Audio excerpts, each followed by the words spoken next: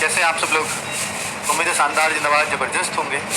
SI की भर्ती की छूट की खबर वास्तव में बहुत शानदार है। वही 3 साल की छूट मिलना ये अद्भुत है, अतुल्य है, इसमें कोई शक नहीं है।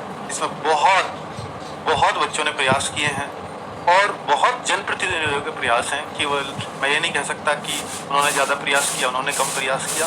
जिन्होंने भी पत्र लिख करके मुख्यमंत्री जी तक भेजे या कुछ डायरेक्ट जा करके मिले, मैं जिक्र भी करूँगा इस वीडियो के बीच में, तो उन्होंने उनके लिए क्या, आप देखिए, जब तक आपका काम नहीं होता तो आप उनसे हाथ जोड़ते हैं, आप उनको लेटर लिखवाने के लिए मनाते हैं और अपनी रिक्वेस्ट करते हैं।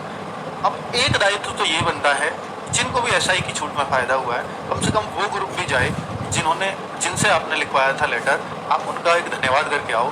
ये हर किसी को होता है, हर किसी को होता है जो आपकी मदद कर रहा होता है आपके कठिन समय में, कि चाहे कितना भी बड़ा क्यों ना हो, उसको भी होता है कि यार कोई आभार व्यक्त करने, कम से कम ये बात मलाल हमेशा रहेगा।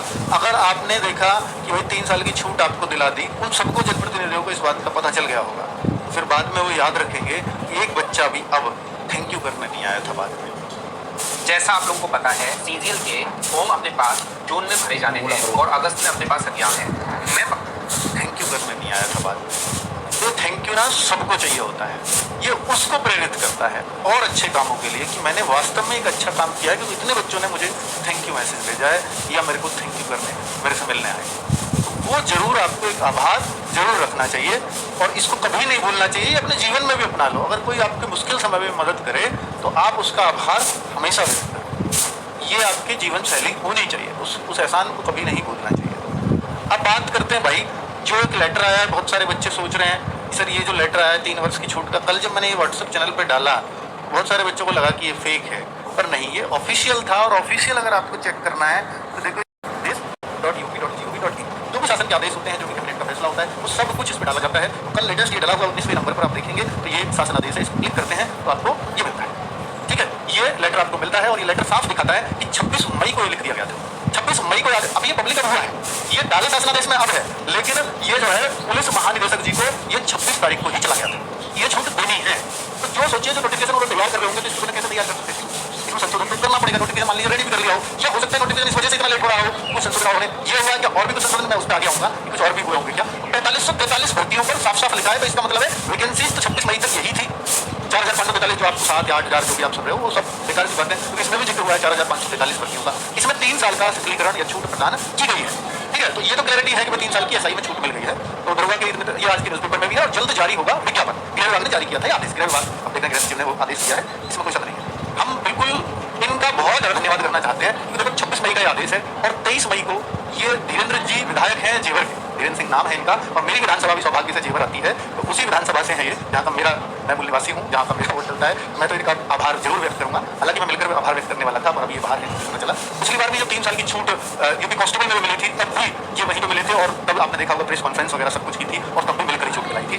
23 मई को मिले हैं और 26 मई का लेटर है, तो आप इससे समझ सकते हैं भाई बहुत सारे लेटर्स विधायकों ने लिखे, तो जाहिर सी बात है कि हो सकता है कि सर के मिलने से पहले वहाँ पर और भी खबरें मुख्यमंत्री जी तक पहुंची हों, लेकिन मिलने का असर तो आप देख सकते हैं कि 23 मई से 26 मई को लेटर निकल जाता है। तो हमें इनका देखिए ट्विटर है, मैं कहूँगा कि आभार व्यक्त जरूर करना चाहिए कि अपने जनप्रतिनिधियों से अगर आप कोई काम कराते हैं, अपनी जरूरतों में जाते हैं, तो आभार व्यक्त करना कभी ना भूलें। तो इनका एक ट्विटर है, वो बहुत एक्टिव है, ट्विटर सोशल मीडिया पर बहुत एक्टिव है, धीरेन्द्र GBN, DHIRENDRA थोड़ा कम दिख रहा होगा, तो इनका ट्विटर अकाउंट है, उस पर सब लोग मिलकर जाना सब संभव नहीं है और आप जो विधानसभा से बाहर से भी हो सकते हो, तो अपना ये भी लिख करके आप किस तरह से आभार व्यक्त कर रहे हैं, तो ये इन तक जरूर पहुंचा दें, ताकि आगे कोई भी और ऐसी बच्चों की डिमांड हो तो इनको भी पता लगे यार मैं इतने बच्चों की हेल्प कर पाया हूँ और इससे बहुतों को फायदा होता है।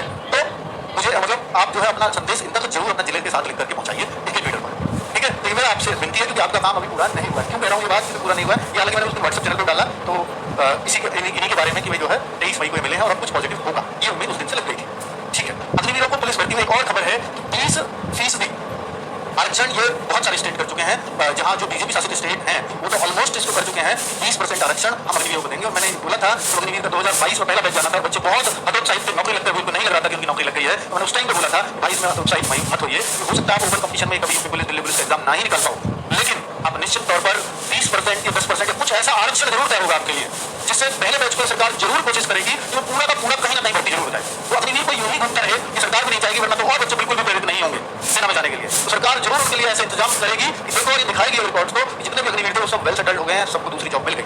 तो ये रिकॉर्ड के लिए भी दिखाई सरकार। तो मैंने बोला था कि पहले बैच को तो विशेष फायदा होने वाला है। अब बच्चे वो जो ओपन भर्तियां आती हैं तो वो थोड़े से परेशान हो रहे होंगे, सर हमारा आरक्षण कट जाएगा क्या इसमें? तो मैं आपको बता दूं मेरे भाई, 2022 में पहला बैच गया है और ये भर्ती तो ऐसे हो रही है कि आज आ जाए कल आ जाए। तो अब जो पहला बैच आएगा वो 2026 में आएगा, वो भी सितंबर अक्टूबर, उनके ट्रेनिंग का टाइम अलग अलग था, तो सितंबर गया, अक्टूबर गया, नवंबर, दिसंबर, जुलाई से पहले कोई भी नहीं गया था। ठीक है, तो जुलाई 2026 के बाद वो बच्चा पहला बैच आना शुरू होगा। तो आप सोचो ना, ये भर्ती तो आने वाली, तो इसमें तो आरक्षण का कोई मतलब नहीं, क्योंकि है ही नहीं, अभी रिटायर होकर वो आए नहीं, 4 साल में जिनको बाहर होना 75% को वो आए ही नहीं है, और जब वो आए ही नहीं है तो इस भर्ती पर कोई भी इम्पैक्ट नहीं पड़ना जो भर्ती चल रही है इन अग्निवीरों के 20% आरक्षण पर आगामी भर्तियों में जरूर देखने को मिलेगा। ठीक है, तो आगे की भर्तियां निश्चित तौर पर 20% के लिए अग्निवीर के लिए फिक्स हो जाएगी। पुलिस भर्ती को एआई में बनाएंगे दक्ष, नए डीजीपी साहब बने हैं, पहले आपको मालूम है कि भर्ती बोर्ड के अध्यक्ष रहे हैं और कितनी शानदार भर्ती कराई है, 60,244 व्यक्ति हम इसका आज जो आभार व्यक्त करते हैं कि एक बच्चा उसमें खुश है, एक बच्चा ये मानता है कि बहुत ईमानदारी से भर्ती हुआ, उसी के साथ फल मिला है सर को, ये डीजीपी बने हैं। ठीक है, तो कोई मिला है और इनका कहना था अभी परसों शाम की इनकी वीडियो में कि जल्द होंगी नई भर्तियां, तो अभी कोई ऐसी डेट वगैरह तो बताई नहीं है, जल्द होने वाली बात तो पहले से ही चल रही है, पर उन्होंने बताया कुछ टेक्निकल एस्पेक्ट्स हैं, तो टेक्निकल एस्पेक्ट्स इसको भी कहते हैं, जो भी एज वाली बात आपके सामने आ रही है, पर ये तो इससे अलग कुछ टेक्निकल एस्पेक्ट रहे होंगे, ये तो 26 तारीख को पता चली गया है, तो हो गया। हालांकि कैबिनेट में मोहर लगी है, बाद में लगी होगी, पर वो ऐसे तो पहले भी हुआ था, तो मुख्यमंत्री जी ने अपने एंड पे ही 3 साल की कांस्टेबल में छूट दी थी और बाद में कैबिनेट से पास होता रहा, तो वो तो इंस्टेंट भी हो जाता है, और जब कैबिनेट बैठेगी तो वो पास हो जाएगा। हमने तो कैबिनेट से लिया कोई भी संशोधन करना है तो जाहिर सी बात है, शासन मतलब एक ही आदमी नहीं होता, तो कैबिनेट ही होती है। तो जो भी डाउट्स अभी भी आपके मन में बचे होंगे, पहले तो मैं क्लियर कर दूं कि जो एज काउंट है अभी एसआई की जो भर्ती आने वाली है उसमें 45 से 45 पद हैं, और एक कोई भी भर्ती यूपी पुलिस में अब तक आई है तो उनका उन्होंने जो एज की छूट है वो 1 जुलाई ही हमेशा मानी है, या एज की जो गणना है वो हमेशा उसी साल, जैसे भर्ती आएगी 2025 में तो 2025 को 1 जुलाई, यानी भर्ती चाहे नवंबर में आए, चाहे दिसंबर में आए, चाहे अगस्त में आए, चाहे जनवरी में आए, हर भर्ती के लिए यूपी में एक क्राइटेरिया रहा है कि 1 जुलाई 2025 को ही एज मांगी जाती है। तो अगर आप एज कैलकुलेट करना चाहते हैं अपनी कि भाई एसआई की भर्ती में, और एसआई की भर्ती में अगर आप एज कैलकुलेट करेंगे तो इस हिसाब से कर सकते हैं, और एज होती कितनी है एसआई के लिए, तो मिनिमम एज में तो कोई छूट नहीं है, वो तो 21 साल से 28 साल मिनिमम रहती है, ये जनरल और पोस्ट के लिए। ओबीसी एससी एसटी के लिए 21 से 33 साल रही है, हमेशा 5 साल छूट होती है ओबीसी एससी एसटी के लिए। सेंट्रल गवर्नमेंट में 3 और 5 का प्रावधान रहता है, पर स्टेट अपने हिसाब से बनाते हैं। तो यहाँ पर अगर हम देखेंगे तो इनमें 3 साल की छूट मिली है, यानी आप जनरल कैटेगरी का बच्चा 21 साल से 31 साल तक फॉर्म भर पाएगा, और इस डेट पे कैलकुलेट होगी वो एज, और 21 साल से 36 साल तक ओबीसी एससी एसटी वाला बच्चा फॉर्म भर पाएगा। तो बिल्कुल एसआई में यही डिमांड थी, और एसआई हालांकि कोरोना के बाद एसआई की वैकेंसी आ चुकी है, कोरोना के बाद एसआई की वैकेंसी 2021 में आ चुकी है, लेकिन ये कोरोना के तुरंत बाद ही थी। मैं कहूंगा 2021 में जो कोरोना की दूसरी वेव आई तो ये मार्च अप्रैल में थी, भर्ती के साथ साथ आ रही थी, तो उसके बाद भी लॉकडाउन जैसे हालात रहे। हालांकि जो मेन लॉकडाउन 2020 का माना जाता है, इसमें कोई भर्ती नहीं आई, तो इसमें मिलनी चाहिए थी छूट, पर इसमें ना तो सरकार ने दी और ना ही ये छूट जो है कोर्ट से मिली थी बच्चों को। इसमें जो ओवरेज हो गए तो उन्होंने उस गलती का एहसास हुआ है, कुछ भी अगर 2021 में दे देते तो शायद इसमें छूट नहीं मिलती। तो अब यहाँ छूट मिली है पहली बार एसआई में, कोरोना के बाद भर्ती तो दूसरी आई लेकिन छूट पहली बार ही मिली। ठीक है, क्या अब कांस्टेबल में छूट नहीं मिलेगी? ऐसा अगर इसको आप फैक्चुअल बेस पे या तो 2 तरीके से आप इस बात को मेरी को लोगे, एक तो कि भावनाओं में लेकर के उत्तर दीजिए, एक ये कि फैक्ट्स पर बात करिए। तो आप हमारी वीडियो से फैक्ट्स के लिए देखते हैं, तो मैं उस पर बात करना चाहता हूँ कि क्या अब कांस्टेबल में छूट नहीं मिलेगी। तो मेरे भाई मैं इसका बाद में सोल्यूशन बताऊंगा, मैंने दूसरा पॉइंट भी लिखा है, कांस्टेबल छूट नहीं मिली तो हमें क्या करना चाहिए। ठीक है, जून में बता देंगे। ठीक है, कांस्टेबल में छूट नहीं मिली तो हमें क्या करना चाहिए, इसके लिए मैं आपको बोल सकता हूँ कि कांस्टेबल में अगर छूट नहीं मिली है तो आपको, अगर क्योंकि जनप्रतिनिधि के लिए धन्यवाद तो करने आप जाएंगे, और साथ में रिक्वेस्ट भी करके आए कि एक भर्ती और है जी जिसके फॉर्म भी लगाएंगे, तो 3 भर्तियां हैं, आप समझिए इस बात को, एसआई की भर्ती, एक कांस्टेबल पीएससी की भर्ती, और घुड़सवार वगैरह जो उसमें वो कांस्टेबल पीएससी के साथ ही आएंगे, और एक केवल और केवल जेल वार्डर की भर्ती, और जेल वार्डर की भर्ती पहले से अलग भर्ती नहीं है। ठीक है, और इसका पुलिस से भी कोई बहुत लेना देना नहीं है, पुलिस की भर्ती में आती भी नहीं है। तो अगर एसआई को छूट मिल सकती है, कांस्टेबल को छूट मिल सकती है, तो जेल वार्डर की में क्यों नहीं? तो जेल वार्डर की छूट पर डिमांड की जा सकती है। आप कह सकते कांस्टेबल पीएससी का भी छूट नहीं, पीएससी की भर्ती नहीं आई थी, और चूंकि पीएससी की भर्ती को कांस्टेबल के साथ लेकर के आ रहा है, कांस्टेबल के साथ हमेशा से निकलती हुई है, इसके बाद सारे सिविल पुलिस थे, वो बात अलग है। ठीक है, आप कह सकते पीएससी में होनी चाहिए, भाई वो होनी तो चाहिए, होनी तो ये चाहिए कि सब में आ जाए फिर से, और इसमें 22 से 25